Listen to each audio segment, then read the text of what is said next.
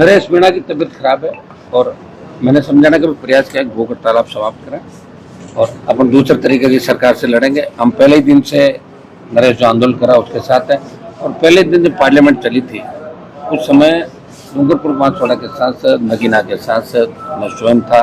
हमने बेल में जाकर विरोध भी किया, पार्लियामेंट को स्थगित कराया, धरना भी दिया बाहर। और हम चाह रहे थे कि उन बच्चों को जिनकी कोई गलती नहीं थी, वो मासूम थे, 6 बच्चे ट्राइबल के, एक ओबीसी का बच्चा था, इनको 1-1 करोड़ रुपए मुआवजा, उन तमाम अधिकारियों की जिनकी वजह से स्कूल स्टाफ ने ये कहा था कि स्कूल नहीं चले, जर्जर भवन है, उसके बावजूद उस स्कूल को चालू कराया। तो इतनी बड़ी घटना के अंदर उस पर पर्दा डाल देना ये दिखाता है कि आदमी की या बच्चों की जान की कोई कीमत नहीं है।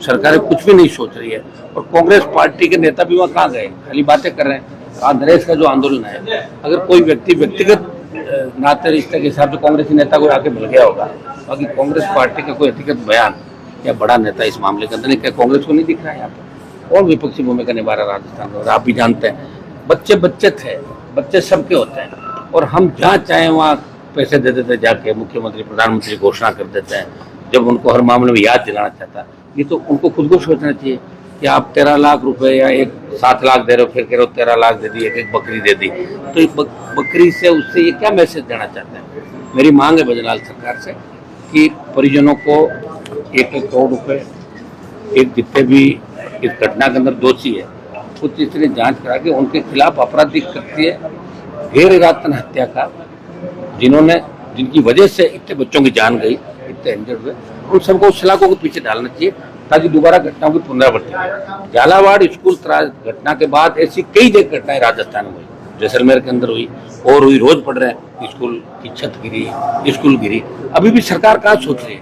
पता है सरकार को कुछ करना ही नहीं है। 10 दिन मुआवजे की मांग चलेगी, मुआवजा लिया, लोग घर बैठ जाएंगे। लोग भी सोचकार है राजस्थान में, अगर लोग सोचते, लोगों का तो माइंड सेट है एक बार बीजेपी को वोट देंगे, बीजेपी नाराज होगा, कांग्रेस को दे देंगे, तो फिर नेता भी क्यों लड़ेंगे? उनको पता अपना भी वोट दे देंगे, टिकट के लिए वो परिक्रमा करेंगे दिल्ली में अपने अपने नेताओं की, अपने अपने गुट के जो लीडर है उनकी जो सेवा चाकरी करेंगे। यही राजस्थान की बर्बादी का कारण है। आप एसआई भर्ती का मामला देख लीजिए, सुप्रीम कोर्ट गए लोग, प्रयास हम कर रहे हैं, उसके अंदर जीत तो निश्चित जीत होगी। नरेश मीणा का जो आंदोलन, सबसे पहले नरेश को यही कहा कि आप एक बार इसको समाप्त करें।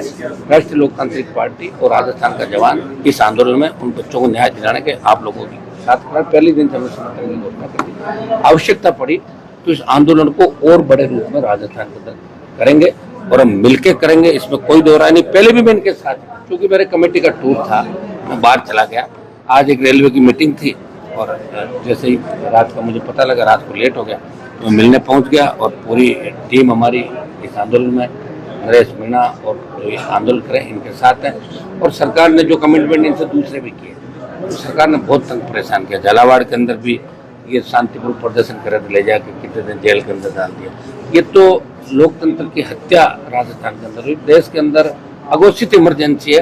इंदिरा गांधी ने तो एक बार इमरजेंसी लगाई थी, यहाँ तो रोज इमरजेंसी इस देश के अंदर लग रही है। ये इमरजेंसी के हालात राजस्थान के अंदर बन रहे हैं।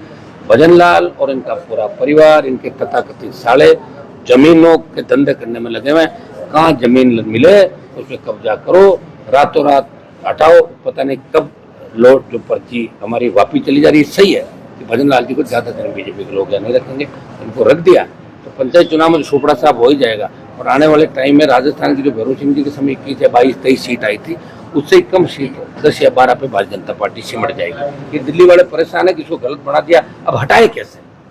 बना दिया तो हटाए तो बनाए किसको? ये झगड़ा दिल्ली के अंदर, दिल्ली में तय हो चुका कि भजनलाल जी को रवाना करना।